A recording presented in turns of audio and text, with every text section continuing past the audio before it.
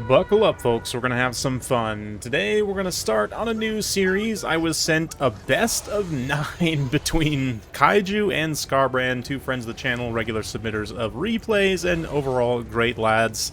Yeah, we're going to be taking a look at a best of 9 from them over the course of the next week or so.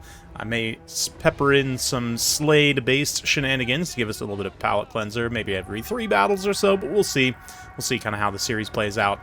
But yeah, we're going to start here with Kaiju on the High Elves and Scarbrand playing Cathay, so two more defensive, kind of combined arms factions facing off here. We've got Sea Lord, Aislinn up in the sky, and some ship's company with some archers.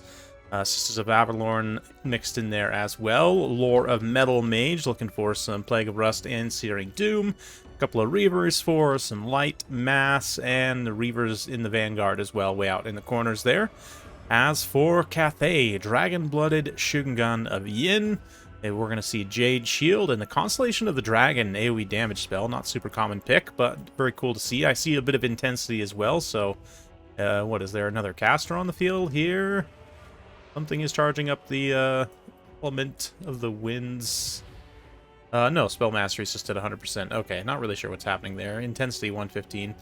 Anyway, let's not pay too much attention to that. There's something juicing intensity here. I don't remember what it is, but we've got the Green Guardian, Regiment of Renown Terracotta Sentinel here, which has its redirect aura. We've also got the Terracotta Sentinel regular here with a Jade War Drum, Regiment of Renown, some Peasant Archers, Jade Warriors, and Spears. Peasant Long Spears, of course.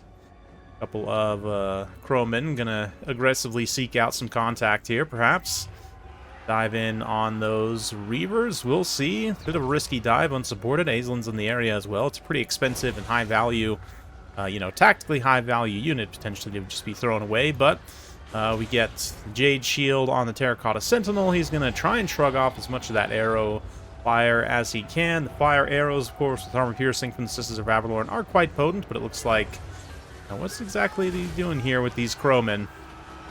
Oh, he does get the Green Guardian close enough to reflect the missiles.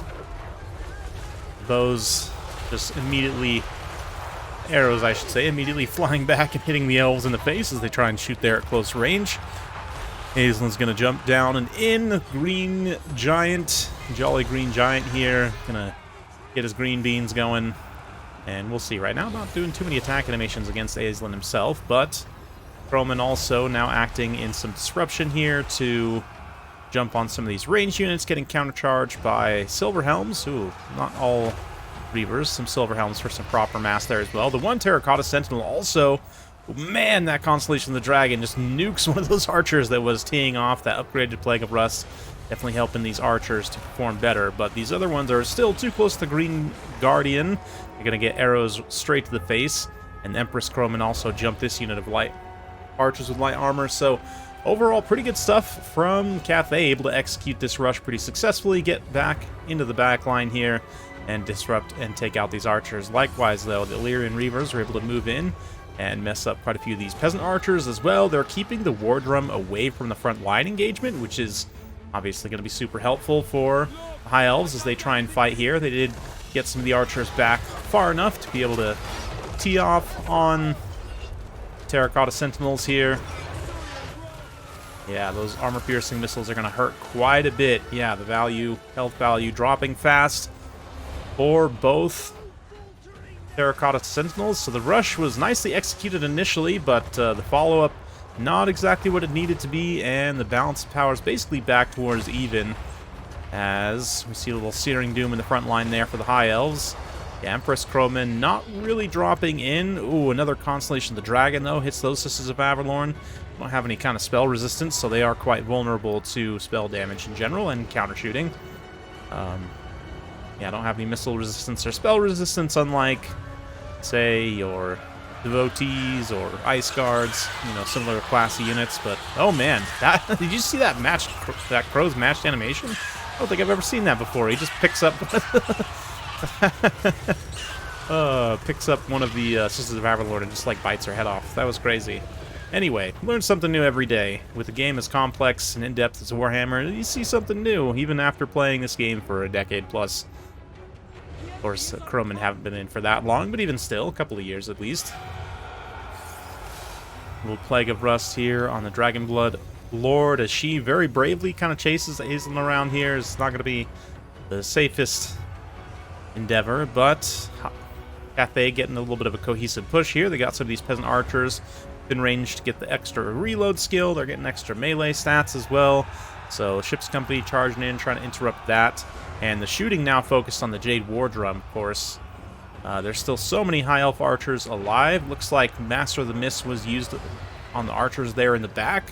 Constellation of the Dragon going to finish them off, but raw value-wise, that cast wasn't as good. I mean, granted, practically you got to take out these units, but High Elves' leadership is definitely coming into play big time here as the archers are able to stand in the pocket and deliver some arrows downrange. Yeah, it's looking like, although I really liked Cathay's initial rush here, Scarbrand definitely doing a nice job kind of disrupting. Ultimately gets caught out by the slowness of the Sentinels, which, you know, many Cathay players have suffered the same fate. But he's going to go ahead and throw in the towel there, and Kaiju will take game one of this series. So very fun one for sure. Great way to start it out. High Elves, yeah, Ship's Company gets some decent value. Most of the value, though, is going to come from these archers. One archer, 1,000 damage value there. Sisters of Avalorn also basically pay for themselves with 1,000 damage value apiece. And then some great value also on these Reavers. Wow, 700 value, 131 kills on one Reaver. Fantastic job chasing around these archers. Same thing here, 500 value, 100 kills plus there. Silver Helms also have some okay support value, holding things back. Surprisingly, or maybe not so surprisingly, Aisling gets beat up pretty badly here without returning a whole lot of value, but does manage to tank quite a bit of damage. Yeah, I mean, the Sentinels, it doesn't show the damage reflection value, which, or the arrow reflection value, at least, for the Regiment of Renown here, which would be interesting to see. Probably bumps his bumps his value up to maybe around like 1,800, 2,000, hard to say. But overall, not what you would want from these two very expensive centerpiece units. I think the Crowman follow-up needed to be a little bit more crispy, perhaps, to get some units chased off, or maybe just more Crowman, maybe some peasant light horsemen here. Ultimately, the archers didn't really do anything other than just get charged by Reavers, so maybe it would have been better to take, yeah, some different units, maybe just even all-in melee rush here, with, again, some more horsemen, or maybe some extra Crowmen, depending on, I don't know if this was fought under a tournament rule set. I actually don't remember if Crowmen are still limited, but anyway, 135 kills with the Dragon-Blooded Machine Gun. I love that big explosion spell. Constellation of the Dragon. Let's actually check the Winds of Magic cost on that. I know I showed it a little bit earlier, but it's not a spell I'm super familiar with, as I'm not that big of a Cathay player, but it's always interesting to see.